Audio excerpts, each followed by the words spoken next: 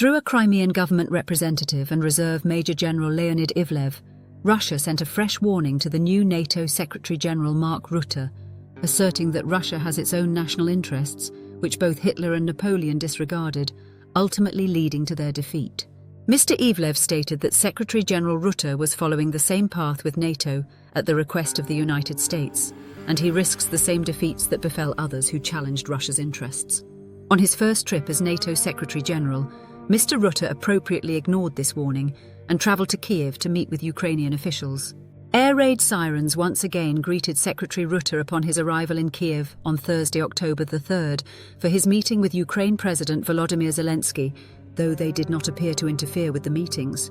Secretary Rutte stated that part of his mission as Secretary-General was to shore up Western support for Ukraine while it was fighting its war with Russia, and that NATO would commit $44.1 billion in military aid to Ukraine in 2025. President Zelensky presented the Ukraine Victory Plan to Mr. Rutte ahead of the October 12th meeting at Ramstein, Germany, when the plan is to be presented to 50 countries according to the released agenda.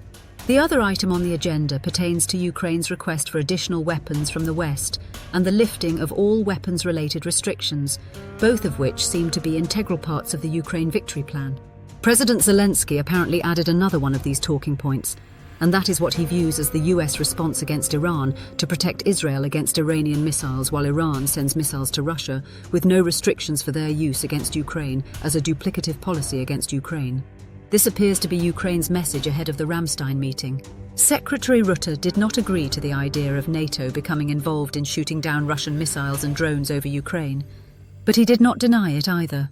Mr. Rutte, correctly in a legal sense, said that the decision to shoot down missiles was a national decision for each country and not a NATO decision. This is a peculiar stance for a continent dominated by NATO and the European Union, which prioritize collective decision-making on most policies, while deferring a decision as consequential as shooting down missiles to individual member countries. This appears to be tacit support from Mr. Rutte for the idea, but he also knows that he would not get unanimous support from NATO countries for such a policy. The issue with this tactic is that if Russia attacks the air defense sites within NATO countries that have involved themselves in the war, it would create an Article 5 response.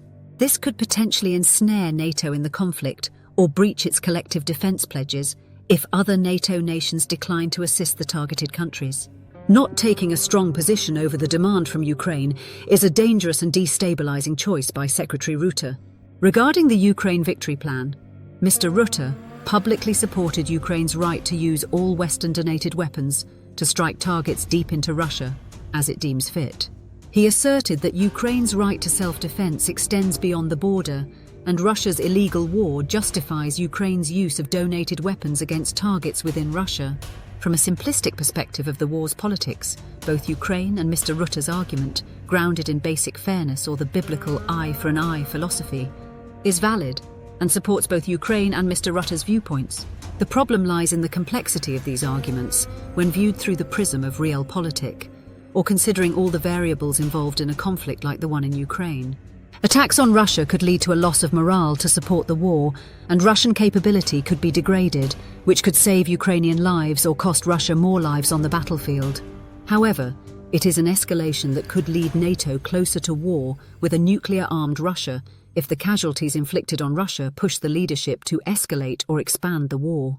It could speed up peace talks as the cost of the war increases on the Russians, or it could backfire and lead Russia to a decision to decide to take by force whatever is necessary and forego peace talks. The use of weapons may prolong the war by jeopardizing peace talks. Germany is one of the leading countries pushing for a negotiated end to the war. The US and Germany are also unwilling to risk an escalation with Russia by allowing deep attacks into Russia itself using their weapons. France, once a country willing to push the Russian red lines, is backing off now that domestic political issues have weakened French President Macron's ability to press for a war escalation. The use of long-range weapons on Russia, though morally right, if you can call war decisions moral, is risky, as it could just as easily backfire on the objectives and prolong the war. The question of Ukraine joining NATO was also a topic of discussion, as the new Secretary-General is an avid supporter of Ukraine joining the alliance. Mr. Rutte stated that the decision was irreversible, and as NATO countries sign bilateral agreements with Ukraine to provide aid, they are laying the groundwork for Ukraine to join NATO. Secretary Rutte's position is also problematic.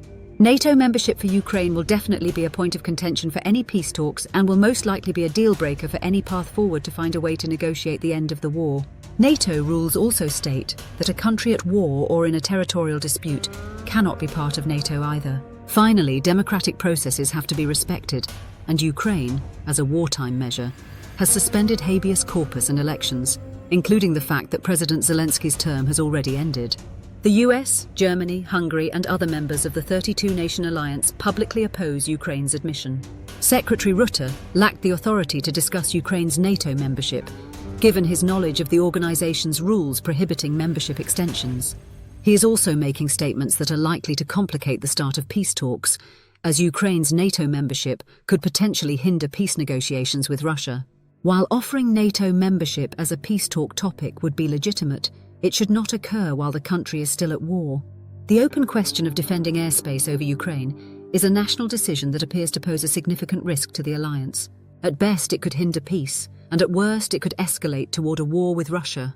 Mr. Rutte's calls to allow free use of weapons are also a risky decision, and he was unwise to advocate on the public stage in direct contradiction to the largest NATO member, the United States, and the richest country in the European Union, Germany.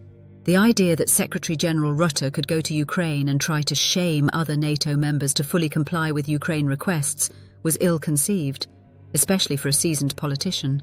We hope that Mark Rutte's mistakes stem from his new job and lack of experience in the strategic implications of military decision-making.